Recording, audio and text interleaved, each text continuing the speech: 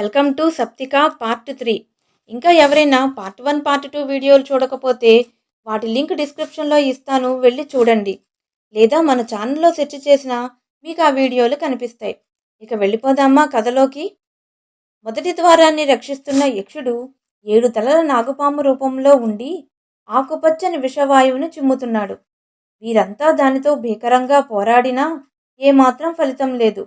ఇంతలో విజయ్ కంటిలోనికి విషవాయువు వెళ్ళబోతే చేయి అడ్డుపెట్టాడు. ఆ విషవాయువు అతని వేలికున్న నీలిరంగు ఉంగరం మీద పడి తిరిగి పరావర్తనం చెంది ఆ నాగు మీద పడి దాన్ని భస్మం చేసేసింది. ఆ నీలిరంగు రాయికి దేనినైనా పరావర్తనం చెందించగల శక్తి ఉంది.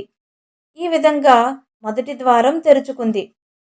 రెండో ద్వారం వద్దనున్న యక్షుడు తాను నాట్యం చేసే వేగాన్ని అందుకొని ఆ భంగిమలు గీయగలిగితే ద్వారం తెరుస్తానన్నాడు.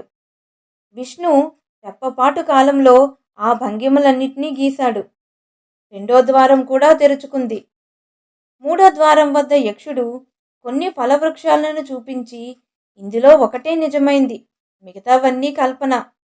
చేతితో తాకకుండా నిజమైన వృక్షాన్ని గుర్తిస్తే ద్వారం తెరుస్తాను అన్నాడు. మనోహర్ కామరూప విద్య సహాయంతో శునకరూపం దాల్చి వాసన చూసి నిజవృక్షాన్ని గుర్తించాడు. ఈ విధంగా మూడో ద్వారం కూడా తెరుచుకుంది. ఇక నాలుగవ ద్వారం వద్ద అన్నీ ఒకేలాంటి అద్దాలు ఉన్నాయి. అయితే అందులో ఒకటి మాత్రం ద్వారం, మిగతావన్నీ అద్దాలు. అది గుర్తిస్తే నాలుగవ ద్వారం తెరుచుకుంటుంది. సప్త ఋషులు బంగారు మాలను ఇచ్చేటప్పుడు ఒక విషయం చెప్పారు. అదేమిటంటే ఏదైనా మాయాశక్తి ఆ మాల మీద పడితే ఆ మాల రంగు మారుతుంది. విజయ్ ఒక్కో అద్దం ముందు నించోగా నాలుగవ ద్వారం వద్ద మాల రంగు మారింది. ఈ విధంగా నాలుగవ ద్వారం తెరుచుకుంది. ఐదవ ద్వారం వద్దనున్న యక్షుడు తనని చదరంగంలో ఓడించమన్నాడు. స్వరూప్ చదరంగంలో దిట్ట. అతన్ని ఓడించగలిగే వాళ్లే ఇంతవరకు ఎవరూ లేరు.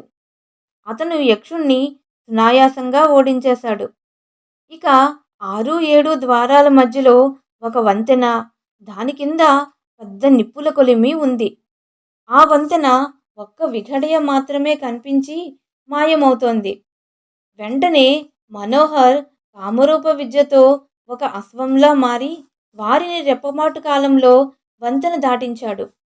6, 7 ద్వారాలు తెరవబడ్డాయి. లోపల బంగారు సరస్సులో 7 బంగారు పుష్పాలు ఉన్నాయి. యక్షుడు వారితో ఈ విధంగా చెప్పాడు. ఈ 7 పుష్పాలు ఒక్కసారే విచ్చుకోవాలి, లేదంటే సప్తికామణి ఎప్పటికీ దక్కదు అని చెప్పాడు. అయితే 7 పుష్పాలు ఒకేసారి విచ్చుకోవాలి అంటే యక్షుడు వాయించే వీణానాదంకి సరిసమానంగా గానం చెయ్యాలి. ప్రతాప్ యక్షుని వీణానాదంకి సరిసమానంగా అద్భుతంగా గానం చేశాడు. 7 పుష్పాలు స్వర్ణకాంతితో దగదగలాడుతూ విచ్చుకున్నాయి. చంద్రకాంతిలో ధవళవర్ణంలా మెరిసిపోతోంది సప్తికామణి. దాన్ని తీసుకువచ్చి యువరాజు సాకేత్కు తాకించగానే అతని సమస్య తొలగిపోయింది. మణిపుర మహారాజు ఇచ్చిన అర్ధరాజ్యాన్ని తన మిత్రులకే ఇచ్చేశారు విజయ్, స్వరూప్. ఫ్రెండ్స్, బంగారు కాయల్లా మారిన మహర్షులు ఒక నిధి రహస్యం గురించి చెప్పారు కదా. మరి ఆ నిధిని ఈ వీరులు ఏ విధంగా సాధించారో మనం తర్వాత కథలో చూద్దాం.